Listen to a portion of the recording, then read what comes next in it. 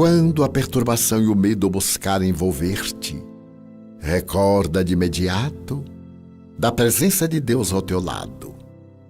As qualidades internas da sabedoria e do amor, da confiança e da paz, embora invisíveis, são mais poderosas do que as circunstâncias afligentes e os estados inquietadores da alma. Na presença de Deus consegues unir no só Ele o coração, a mente e o espírito. Ela clareia-te a razão e apaga as sombras turbadoras do discernimento, facultando que este conduza a cena dos acontecimentos com equilíbrio. Essa presença inspira-te ideias novas e surpreendentes, ricas de conteúdo, abrindo espaço para realizações futuras, assinaladas pela alegria e o bem-estar. Propicia segurança e protege, pois que, se irradiando, recompõe a ordem, dinamizando valores que pareciam dormir esquecidos. Por tua vez, repartes júbilo, despertando outros que se entregaram ao pessimismo, a fim de que se renovem e reatem os liames com as ações que não devem ficar abandonadas. Há possibilidades que antes nunca havias notado e estão à tua disposição. Tateando em sombras, não as vias nem as alcançavas. Com a presença de Deus, elas se manifestam acessíveis e os seus amorosos braços te envolvem através de ondas de reconforto que protegem e dão segurança em todas as tuas realizações. A presença de Deus é todo o bem que experimentas, que te nutre e que distribuis a mãos, a coração e a alma cheios.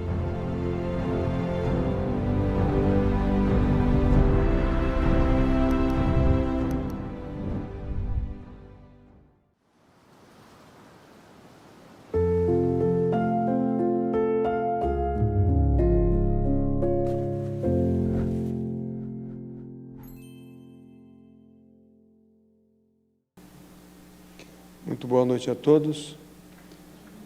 Estamos dando início agora ao nosso Conversando sobre o Espiritismo.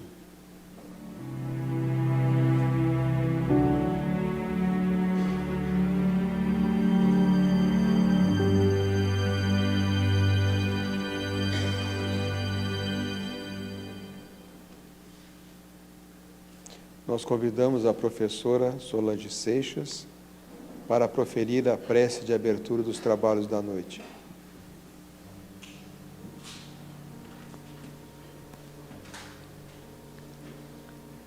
Senhor e Mestre Jesus, nosso divino pastor, aquietamos os nossos pensamentos e as nossas almas voam pelas asas da imaginação, buscando-te, Senhor, para que retornemos ao vínculo contigo, pois muitas vezes distraídos da verdade que liberta, buscamos as ilusões. São tão passageiras, Senhor, e nos quedamos tristes, como se nada tivesse valor. Ó Jesus, Tu és a estrela guia, Tu és o caminho, a verdade da vida. Impregna o nosso ser, para que não saiamos dessa linfa benfeitora, que é o Teu amor incondicional pelas criaturas. Senhor, ajuda-nos a compreender, a viver os Teus ensinamentos, porque assim, seguros, não estaremos mais titubeantes diante dos acenos do mundo, do passageiro, do material. Deixa-nos fixar a mente do que é permanente e não transitório. Agradecemos-te, Senhor, a bênção da moeda generosa de possuir um amigo que vale mais do que todas as moedas transitórias do mundo, cujas palavras muitas vezes nos arrancam da insegurança, da tristeza e do mal-estar.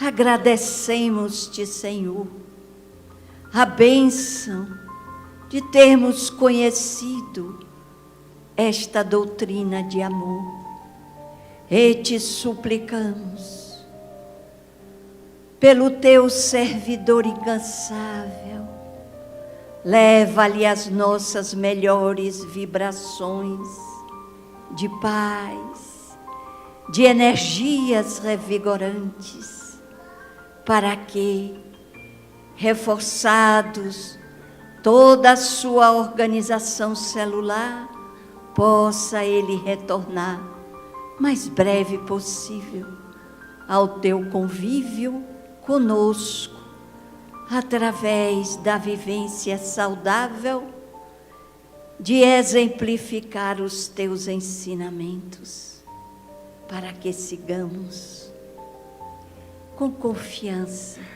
com a certeza de que logo mais todos estaremos completando e conseguindo realizar os intentos e objetivos espirituais que desejamos para a nossa libertação.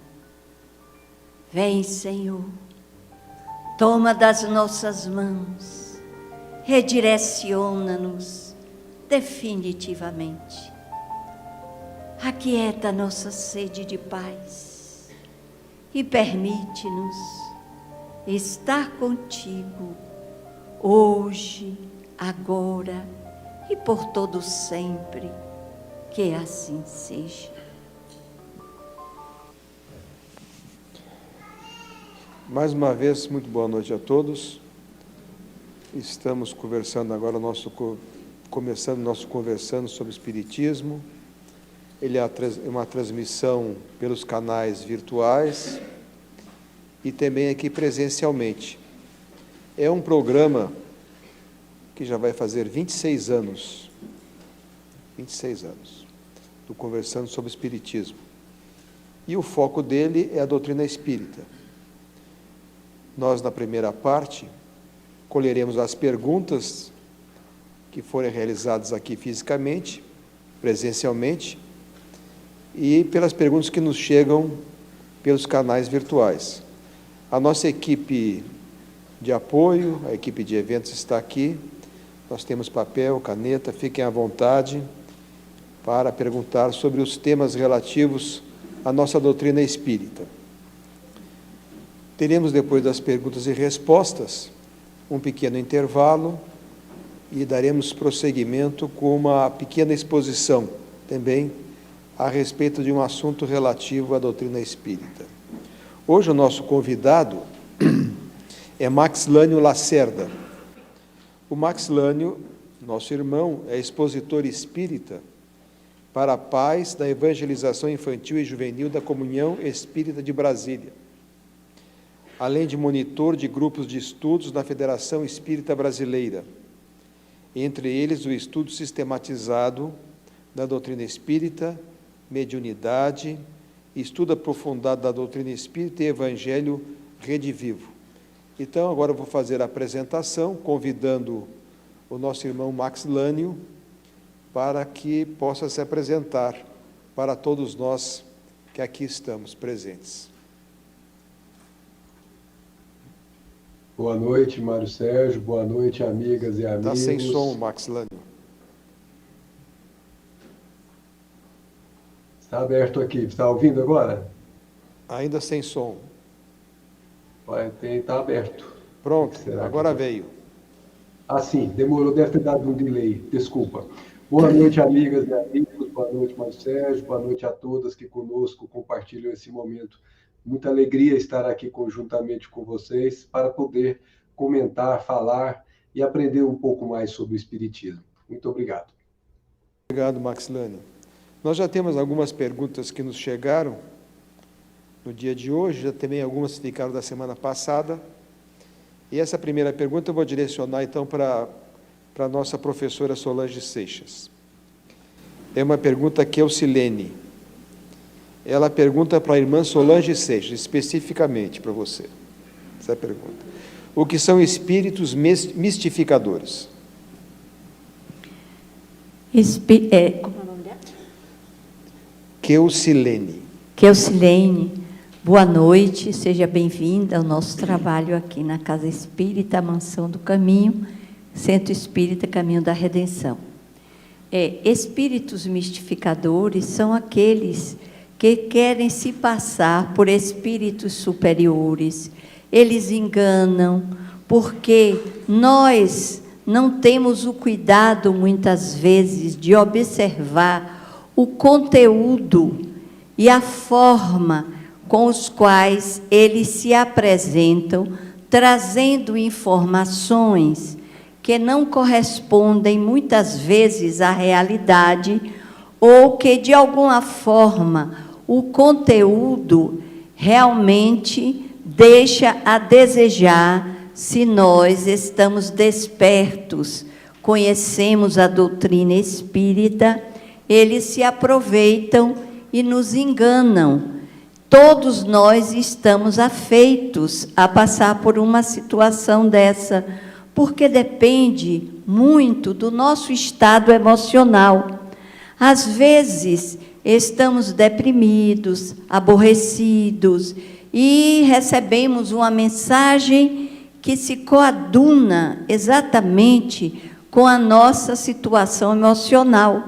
E aí nós não levamos em conta os princípios básicos, o que é que os espíritos nos disseram, o que a codificação já nos informa, e recebemos aquilo como uma verdade, quando, na verdade, aquilo não passa de uma informação equivocada que vai nos enganar se nós não estivermos despertos para observar o conteúdo com o devido critério que devemos ter, porque os espíritos superiores nos dizem muitas coisas em poucas palavras. Muito obrigado, professora. A mesma pessoa, Keusilene, ela fez uma outra pergunta que eu vou direcionar, então, ao nosso irmão Max. O que é um ovoide?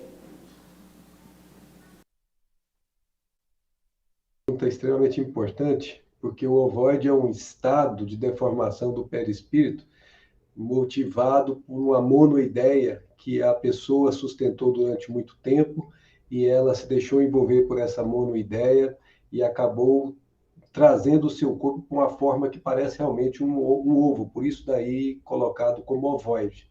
E esse é um processo de difícil reconstituição, em que nós aprendemos que precisa ter a contribuição das reencarnações para ajudar a se colocar novamente a forma perispiritual tal como é a de um humano. Por isso que muitas vezes no processo da reencarnação nós encontramos muitos casos teratológicos, que fetos que não se parecem com seres humanos e que na verdade é aquela materialização pouco a pouco se fazendo para conformar um novo modelo que é o corpo perispiritual que se perdeu temporariamente. É uma situação que a gente pode conhecer melhor estudando o livro Libertação, de André Luiz, em que lá nós iremos ver vários casos de ovoides, e André explicando de bastante claro, né, de maneira bastante lúcida, para que nós entendamos. E, obviamente, está sempre vinculado a uma monoideia que muitas vezes está vinculada a complexo de culpa. Então, é importante que nós tenhamos a mente livre, que tenhamos aquela frente de visão mais ampla possível, para que nós jamais incorramos nesse tipo de situação. Obrigado, Max. Professora, tem uma pergunta aqui de Mateus. É possível que os espíritos passem mais tempo no mundo espiritual do que encarnados? Mateus, de acordo com a necessidade evolutiva, nós teremos um período de aprendizado encarnado ou desencarnado. Claro que quando nos tornarmos espíritos em condições superiores, de superação da materialidade, que já adquirimos as virtudes, que possamos estar servindo mais do outro lado do que aqui aprendendo, porque já passamos por um aprendizado que nos possibilitou um crescimento moral, espiritual, intelectual. Então, nós já superamos a necessidade reencarnatória. Agora, se nós pensamos numa reencarnação na Terra, que é um planeta de expiação e provas, que é o segundo da escala evolutiva, na proporção que nós vamos aprendendo aqui, vamos deixando muito da nossa materialidade, buscamos a evolução, vamos reencarnar em planetas que são superiores à Terra, mas que não quer dizer que não passemos muito tempo estagiando nessa materialidade, porque levamos milênios, porque fomos criados simples e ignorantes. Estamos adquirindo a libertação aos poucos, vamos crescendo e nos tornando senhores da nossa racionalidade, da nossa consciência, e até chegar a esse nível, nós já atravessamos milênios, para chegar à angelitude, mais um tanto de experiências. Então, não podemos precisar exatamente quanto tempo levaremos, porque vai depender do esforço individual de cada ser. Cada um tem um processo, cada um avança de acordo com os seus interesses, com a sua experiência aplicada a si próprio. E aí nós vemos que, quanto mais angariamos experiências, mais vamos nos libertando e crescendo na busca de viver esse ser que somos, que é o espírito, embora estagiando num corpo de carne. Agora, quando nos tornamos espíritos puros, aí não temos mais necessidade de reencarnação, pelo menos nessa materialidade que nós conhecemos, mas exatamente estarão fazendo parte de uma consciência cósmica universal, aonde estarão ajudando os que estão na retaguarda, porque lhes faz feliz ver a felicidade do outro. Nós podemos imaginar um doutor Bezerra, que foi convidado por Maria Santíssima para escolher o plano que ele desejaria, e o que ele respondeu: enquanto houver dor na face da terra, eu não me sinto à vontade para deixar os meus irmãos. Então, o que late desses espíritos? O grau de amorosidade, nós ainda desconhecemos, quer dizer, no meu caso, porque ainda estamos aprendendo a descobrir o ser eterno que nós somos, o ser espiritual. Obrigado, professora. O Alexandre, uma pergunta recente que chegou aqui pelo YouTube, ele pergunta para o Max: se existe casamento no mundo espiritual? O assunto casamento, na verdade, em termos espirituais, ele transcende a compreensão do casamento em termos humanos, né, que nós chamamos aqui de vínculos da carne. O casamento no mundo espiritual perpetua-se porque, na verdade, é uma relação entre os seres que se afinizam. Aquele ponto que é a simpatia, que é a atração que os une, é que realmente faz com que se haja a continuidade das relações, mas não no sentido humano, né, no casamento como fins de procriação, porque o espírito não procria, mas sim com fins muito mais vinculados ao sentimento, vinculados ao completar-se um ao outro. Então, as relações humanas, elas vão se ampliando, não só nas questões da polaridade masculina ou feminina, mas nas questões do espírito como um todo, ao longo do seu processo evolutivo. Quanto mais ele amplia as suas aquisições espirituais, mais o seu círculo de afeições vai crescendo. Então, esse casamento, a gente coloca entre aspas e entende como sendo um processo que é, na verdade, a conjunção da fraternidade universal que vai sendo construída pouco a pouco entre nós nas relações de espírito a espírito. Muito bem, Max, muito obrigado. Professora, o que poderíamos chamar de pecado no Espiritismo? Uma pergunta do público aqui presente. O pecado é, assim, uma referência muito drástica, porque era algo assim terrível, considerado inamovível, ou que denegria a criatura. Hoje nós sabemos que não existe pecado, existe a ignorância, porque o pecado nada mais é do que um equívoco, e um equívoco é algo que pode ser corrigido. E a pessoa não pode ficar presa a essa experiência negativa. Se deu errado, muito bem, vamos corrigir para não repetir o mesmo equívoco. Porque o que nos faz, o que nos deixa tristes e nos deixa sofredores, é quando colocamos na nossa mente e no nosso coração: cometemos um pecado, o que é que eu vou fazer? Como não saber o que fazer? Não teve o caminho para realizar a atitude negativa? Tenha o caminho de volta para corrigir a atitude, fazendo o bem, procurando não repetir mais aquela forma de sentir ou de atuar junto ao semelhante, porque ela não produz nada de bom. Pelo contrário, vejamos, se nós usarmos a afirmativa de Jesus: não façais ao outro aquilo que não quereis que eles vos façam. Imaginemos, aí já é uma regra para a nossa conduta. Conduta essa que não deixará de ter equívocos, mas que não serão nada drástico, porque tudo é superável.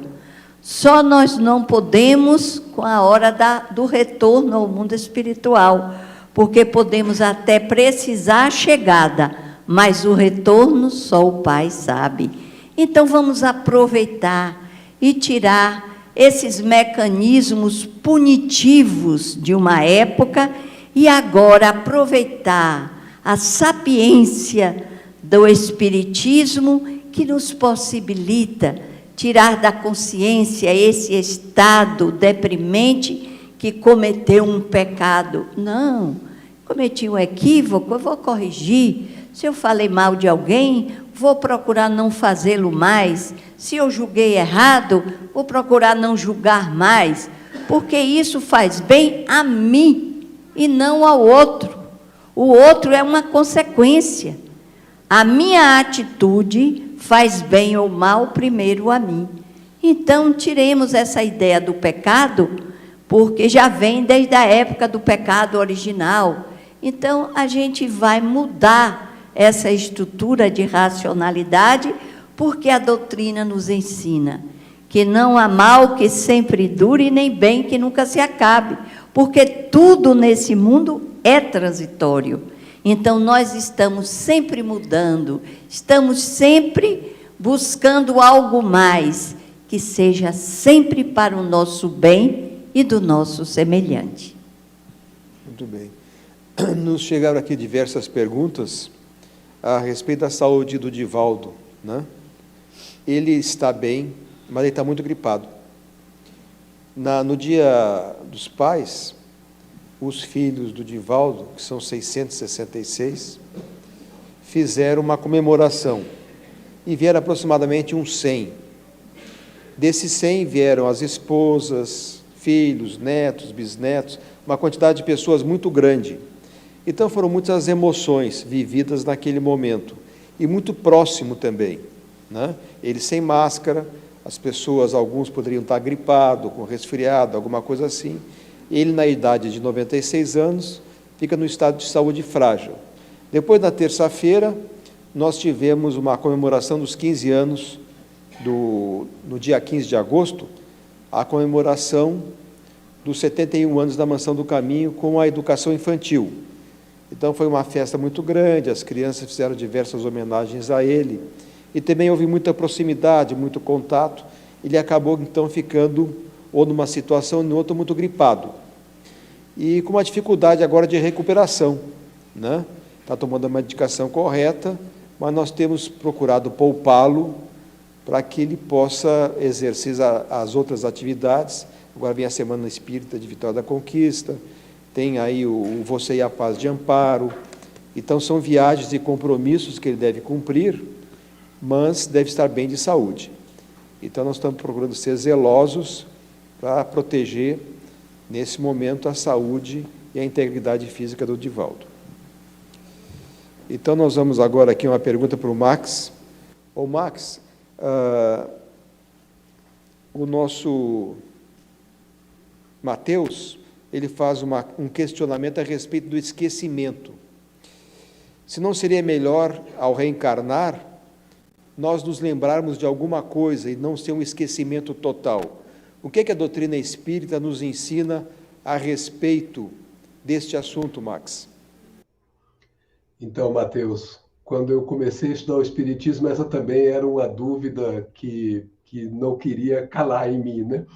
E a gente vai entender, Mateus, quando nós conseguimos entender o processo evolutivo. Se você, por exemplo, considerar um mundo considerado, vamos dizer assim, o topo antes da gente não precisar mais de reencarnar, que são os mundos felizes ou ditosos. Lá nesses mundos, a pessoa acorda no dia seguinte, lembrando o que ela fez no dia anterior, porque ela não tem nada do que se arrepender, nada do que a constranja intimamente. Então, para ela, lembrar do passado é uma coisa natural. Agora, quando você vem para um mundo como o nosso, que é um mundo de expiações e provas, e no mundo de expiações e provas, como nós aprendemos no Evangelho segundo o Espiritismo, é um mundo onde o mal ainda predomina. Não é um mundo onde o bem esteja sob controle total. É ainda uma transição que nós precisamos passar como processo de aprendizado. Então, nós erramos, os equívocos acontecem no processo evolutivo. E quando nós erramos de maneira consciente, esse equívoco deixa de ser um mero equívoco para ser uma, vamos dizer assim, uma condição ruim do ponto de vista consciencial. Ou seja, nossa consciência, que reverbera a consciência cósmica, ela fica em dissonância com a consciência cósmica. E alguém que faça o mal não consegue viver com o mal que fez de forma tranquila, de modo algum. Ele vai buscar reparar. Como é que ele repara? Ele toma um novo corpo de carne, e aí, nessa nova oportunidade, ele precisará fazer aquilo que resgate o equívoco que ele tenha conduzido na encarnação passada, por exemplo.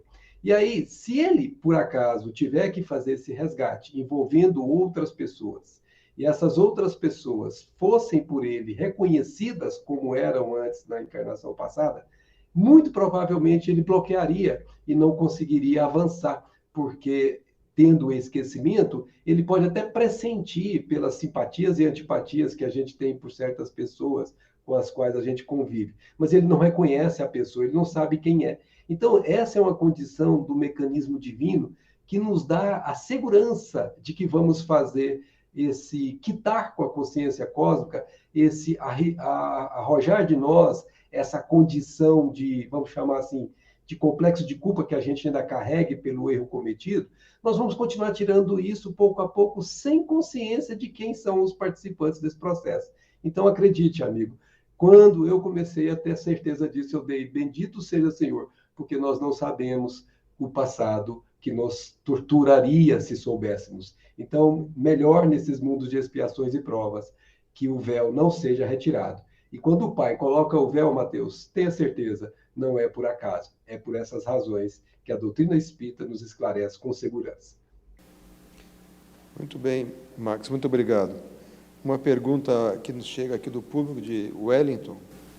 Como engajar os jovens, crianças e adolescentes a permanecerem na casa espírita? Em meio a tantas distrações, ainda mais quando estão em situação de vulnerabilidade com famílias desestruturadas.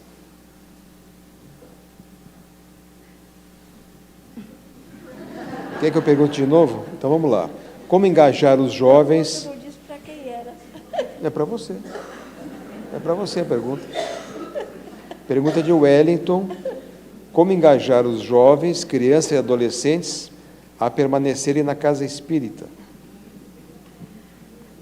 Wellington, esse é um grave problema que a sociedade atual está enfrentando. Isso não é de agora, mas já é mais acentuado nesse atual momento. Nós vemos que a família hoje tem muitas dificuldades dos pais poderem exatamente dar esse exemplo, porque o exemplo dos pais é altamente significativo no desenvolvimento dos seus filhos.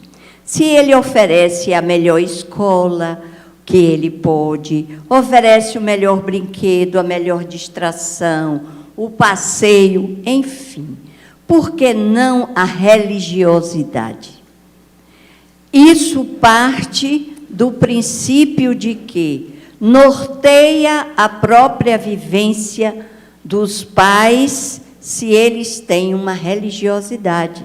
E se eles vivem, não apenas dizem, porque muitas vezes as crianças pegam os pais em contradição. E a criança é esperta, e às vezes diz mesmo, mas você diz, mas você não faz. E cobra.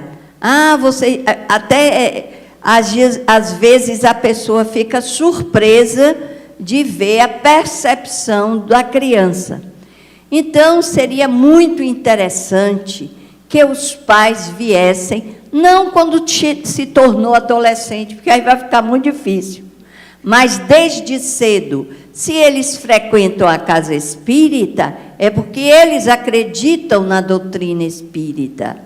Se acreditam na doutrina espírita, devem trazer desde a infância, porque existe um trabalho, um programa para ser desenvolvido desde as crianças pequenininhas, né, e até a juventude. Eu posso lhes dar uma experiência própria. O meu marido não era espírita, e eu era espírita. Então, às vezes, nós chegávamos em casa 2h da manhã. 7h eu estava pronta para levar todo mundo para a evangelização da infância. Minha mãe, eu não quero acordar. Tem que acordar. Você não gosta de hambúrguer, você não gosta disso, daquilo, você não gosta do futebol, você precisa também de uma orientação religiosa. E aí botava na frente, porque menino não se comanda, não. Parece que os pais hoje estão sendo mandados pelos filhos, e é o contrário, eu jogava duro. Não, você vai. Enquanto comes do meu feijão, desculpem, ouves o meu sermão. Então, ia todo mundo, à vontade ou contra a vontade, mas ia. Desde pequenos, nunca faltei. Eles entraram para a juventude, e permaneceram até que entraram na faculdade. Quando entraram para a faculdade, aí ficou um pouco mais difícil, porque cada um é aquilo que representa o aprendizado das suas experiências passadas. E nós discutíamos. E ainda tinha um detalhe, o pai não era espírita, mas participava do culto no lar. Porque eu dizia, você não é espírita, mas dê o exemplo, porque senão eu vou ficar desmoralizada. E ele aceitava. Então, a gente combinava as coisas. Então, essa combinação deu certo. E foram para a juventude, frequentaram aqui a Casa Espírita há muito tempo. Depois nós fomos morar no Rio, lá também frequentaram, porque eu botava na frente, vamos, embora não conhecesse muito, mas o caminho do centro a gente sabia. E hoje, graças a Deus, se tem uma só que não é assim, ela é desconfiada do espiritismo, mas os outros dois aprenderam e frequentam a Casa Espírita. Mas se tornaram homens de bem, mulheres responsáveis, dignas, isso é que importa. Não importa o rótulo. Se quiser ir para outra religião, não tem importância, mas tiveram a iniciação. E nunca faltaram, porque eu chegava de madrugada, porque o homem gostava de fazer farra, e eu tinha que acompanhar, era meu marido. Mas acordava cedo, no domingo, cedinho, eu estava com todo mundo de pé. E nunca faltaram.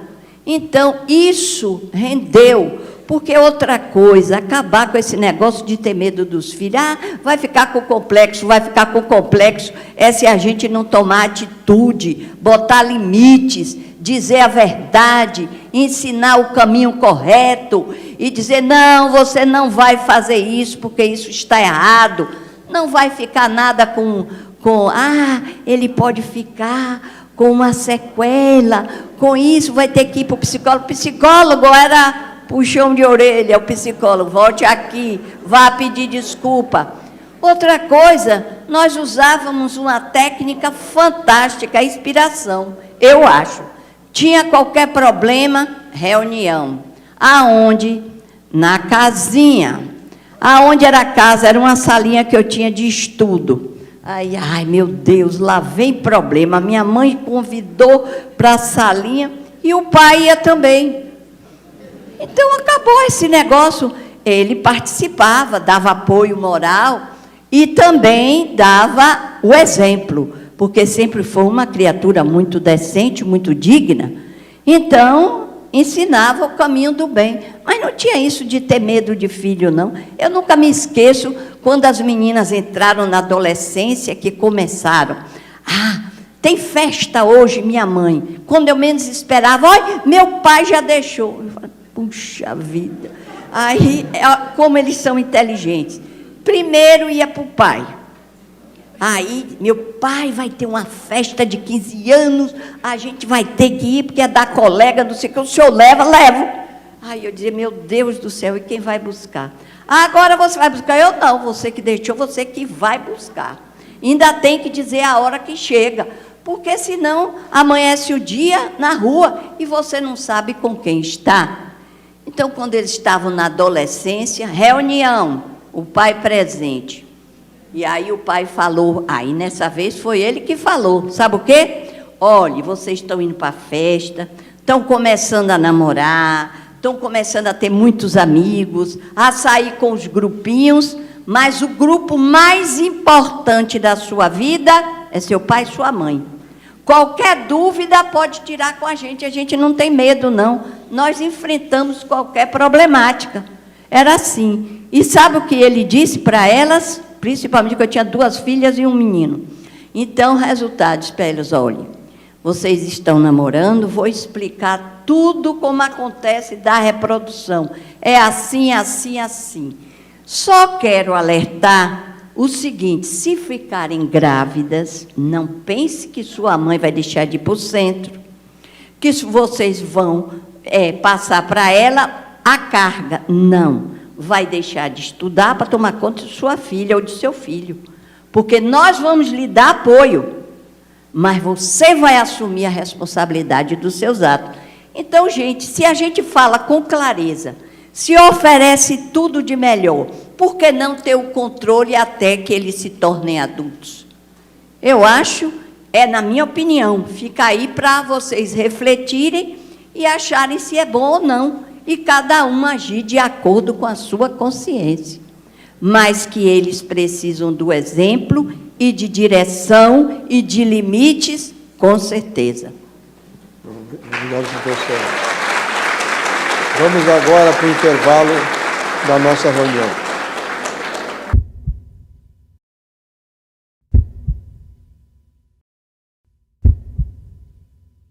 A Mansão do Caminho apresenta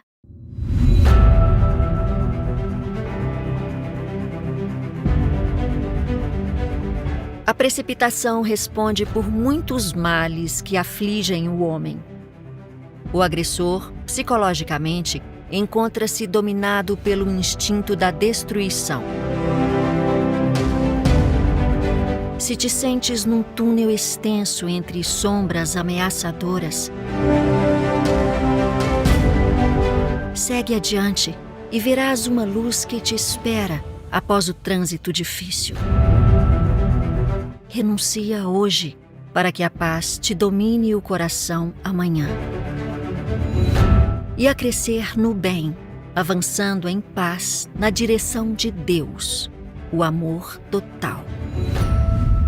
Receitas de Paz. Escrito por Divaldo Franco pelo espírito Joana de Ângeles.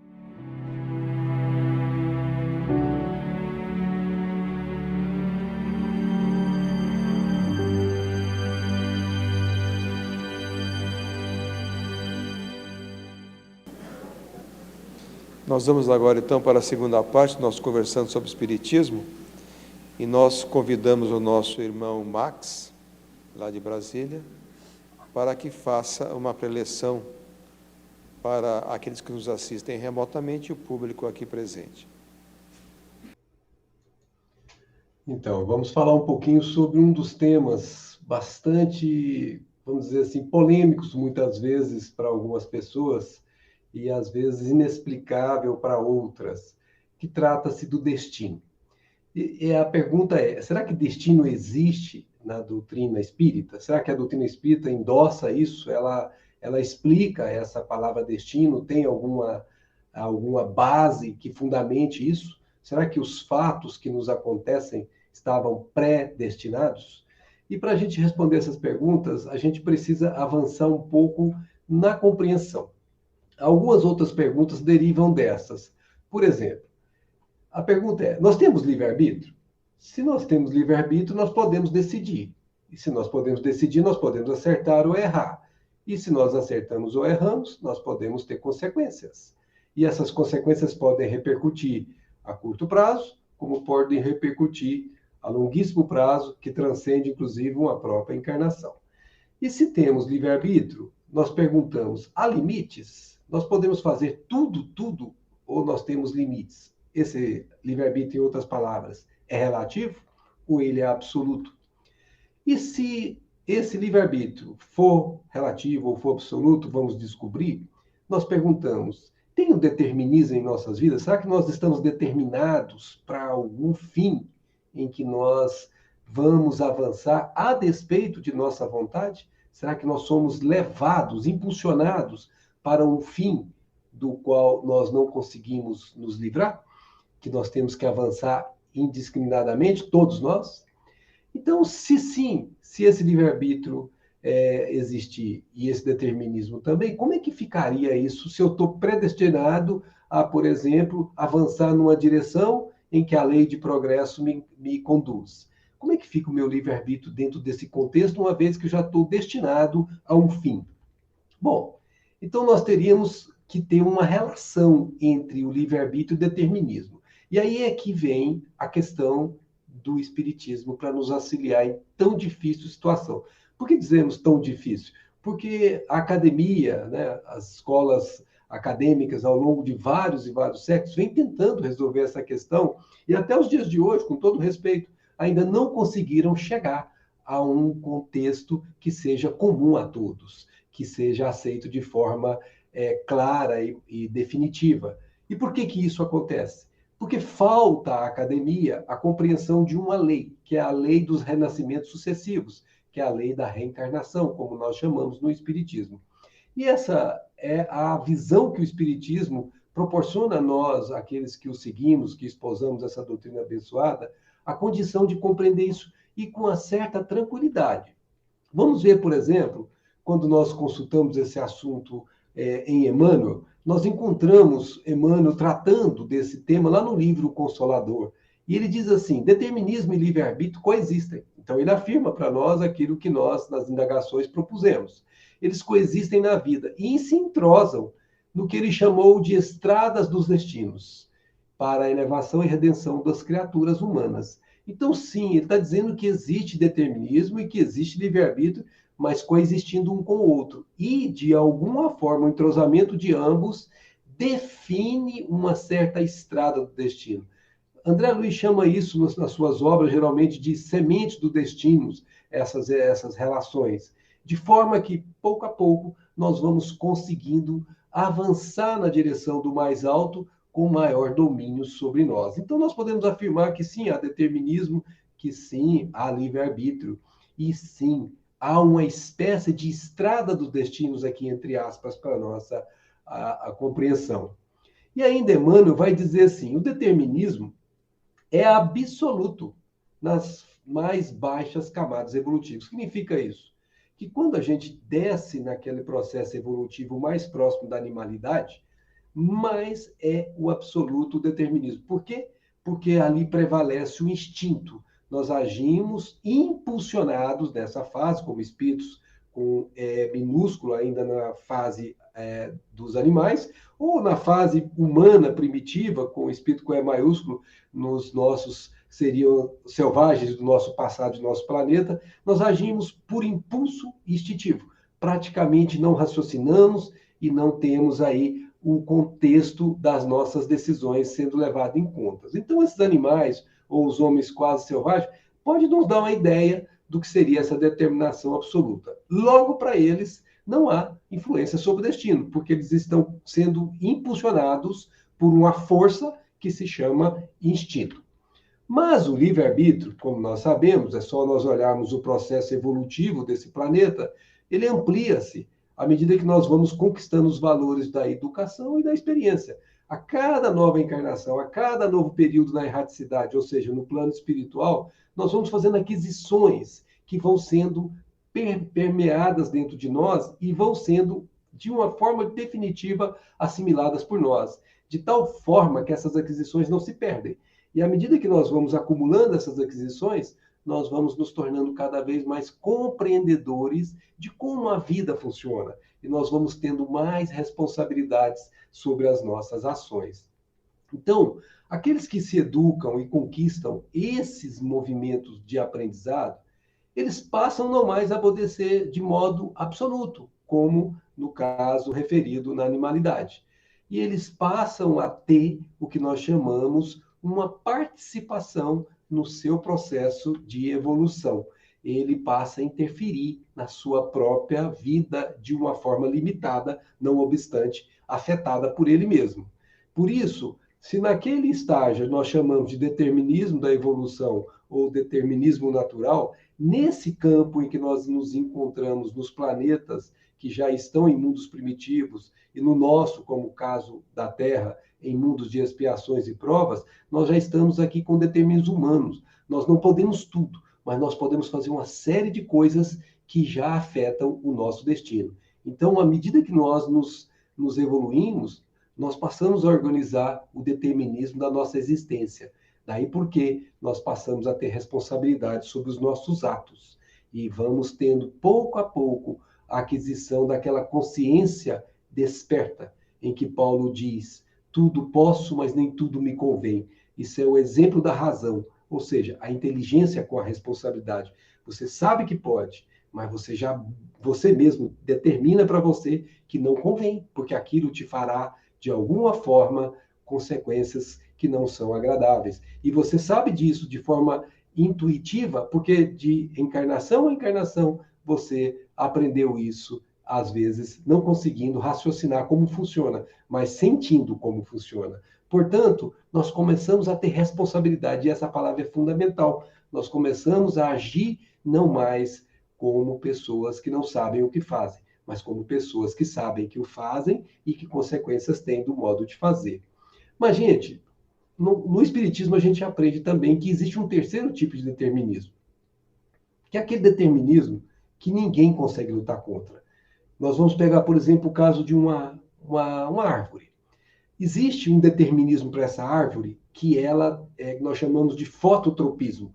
Ou seja, aquela árvore, ela é irresistivelmente atraída para o sol, porque é o sol que a vivifica, é o sol que lhe dá vida, é o sol que lhe sustenta.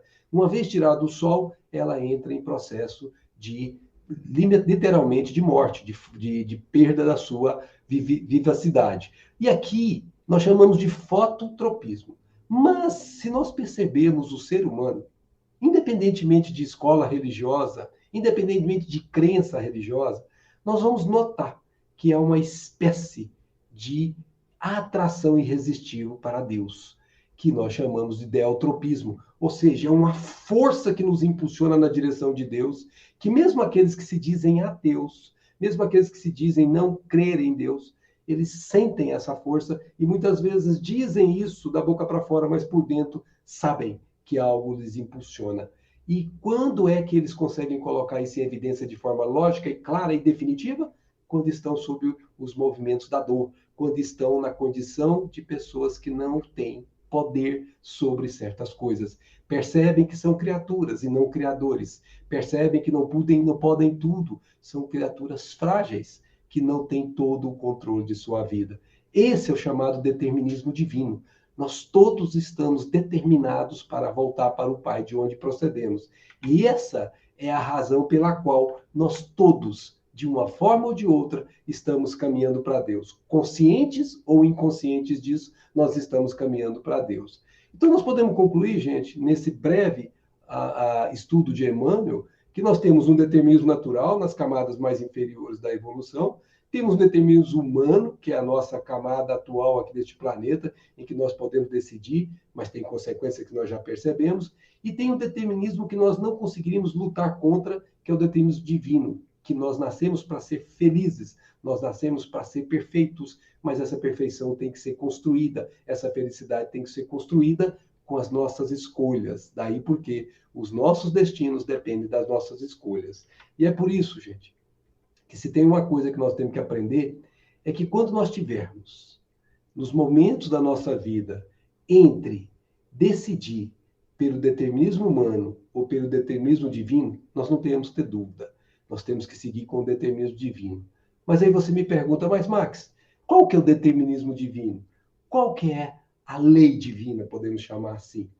E nós ouvimos Jesus dizer, ama teu próximo como a ti mesmo e ao teu Pai sobre todas as coisas. Então, se você tem dúvida disso, o determinismo divino é que nós nos amemos uns aos outros e de forma tal que, nos amando uns aos outros, nós conseguimos amar a Deus sobre todas as coisas.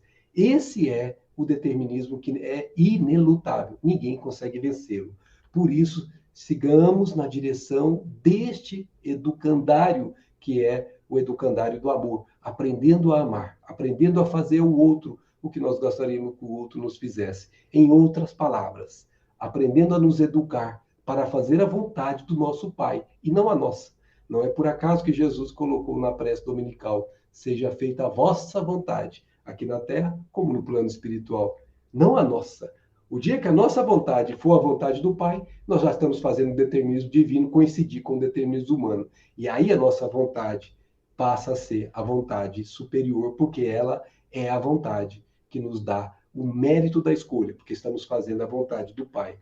É por isso que nós não temos que ter dúvida quando Jesus disse: eu e o Pai somos um. O que significa isso? Significa que quando Jesus diz isso, não quer dizer que ele é Deus. Muito cuidado, porque nós, por anos e anos, séculos e séculos, interpretamos como se Jesus fosse Deus. Até os dias atuais, algumas escolas religiosas ainda professam tal interpretação.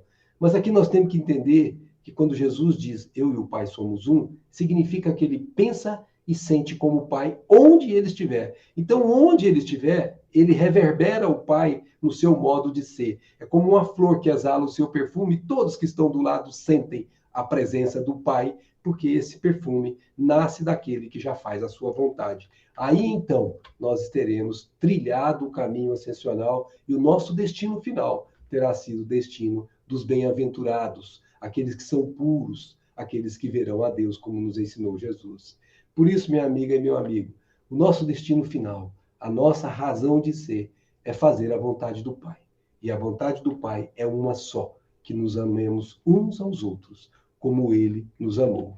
Então, vamos refletir, para que a nossa seja a conduta de fazer aquilo que deve ser feito, que é a vontade do Pai. Mesmo quando tenhamos dificuldades íntimas nesse processo de aprendizado, precisamos fazer isso com o esforço, porque é o esforço que faz o processo de aprendizagem ser instalado em nós. Sem esforço, não há aprendizado, porque todo aprendizado pede que nós nos esforcemos, pede que nós raciocinemos, pede que nós sintamos, pede, enfim, que nós vivamos aquela experiência para que ela, então, possa ser a razão de ser de nossos atos de maneira espontânea no futuro. E é por isso que nós queremos fechar com uma frase de Jesus. Se você tem dúvida ainda sobre essa questão do determinismo divino, lembra de Jesus quando ele diz assim: eu sou o caminho, a verdade e a vida. Ninguém vem ao Pai senão por mim. Por que ele fala isso, gente? Porque se ele disse que era um com o Pai, é porque ele trilhou todo esse caminho que nós estamos trilhando e você está seguindo alguém que já passou pelo que você está passando. E se você segue alguém que já passou por onde você está passando, você tem certeza de que você não erra. Então, quando você faz a vontade de Jesus, você acaba fazendo a vontade do próprio Pai. Pensemos nisso e vamos encontrar, com certeza, a segurança para as nossas ações, nos nossos movimentos diários de nossa vida. Muita paz a todas, muita paz a todos e permanecemos à disposição.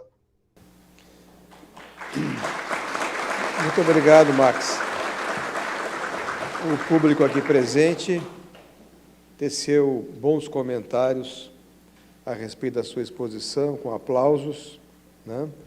Nós vamos agora nos preparar, então, para o encerramento da nossa reunião. Vamos convidar, assim, rapidamente o Max para que ele possa se despedir do público presente. Júnior, por favor. Ô, Max, então, se despeça aqui do nosso público presente, aquele que nos assistem pelos canais virtuais. A oportunidade maravilhosa, fiquei muito feliz de estar aqui novamente, uma alegria agora presencial, né, com todas essas pessoas aqui participando presencialmente. Uma pena que nós estamos aqui distantes, mas com alegria no coração de estar em espírito com vocês. Muito obrigado pela oportunidade, muita paz para todas e para todos. Muito obrigado, Max. Então, vamos agora convidar os médiuns passistas da casa para a aplicação dos passes coletivos.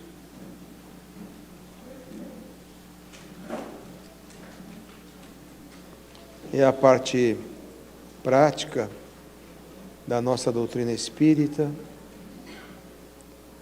onde os médiuns colocados ao longo dos corredores farão a aplicação da bioenergia, aquela energia que emana do corpo do médium, energia anímica, é dele próprio. Mas essa energia, ela é também mesclada com o mundo espiritual. Então os médiuns se tornam uma antena transmissora da própria energia, do corpo físico, através do seu ectoplasma, mesclado com a energia do mundo espiritual, que é um fluido preparado pelos benfeitores. Então, essa energia do mundo espiritual, misturada à energia do médium, ela é transmitida pelo pensamento, pela vontade, através das mãos do médium passista. Nós, que somos os receptores, devemos nos predispor, crer naquele benefício que iremos receber, concentrarmos o nosso pensamento para que essa energia penetre em nós, através dos nossos centros energéticos do nosso corpo perispiritual, fluindo através de nós, transformando as nossas células em fontes vivas de energia para os nossos problemas físicos ou espirituais ou emocionais. É maravilhoso. Jesus fazia isso pelo pensamento, sem a necessidade de erguer as mãos ou de se posicionar. A simples vontade dele transformava o elemento físico, através da transformação do corpo, naqueles que recebiam as suas energias, o seu amor e o seu carinho. Leva, Senhor, as boas energias dessa ambiência ao nosso irmão Divaldo Franco, para a sua recuperação do corpo físico, a restauração das suas células, para que elas se recomponham e possa novamente sorver o fluido vital da vida, o fluido cósmico universal que está à nossa disposição para o refazimento físico e perispiritual. Abençoa-nos, Senhor, abençoa a água que dispomos na entrada do nosso cenáculo, o nome dos encarnados e dos desencarnados, ora por eles, Senhor.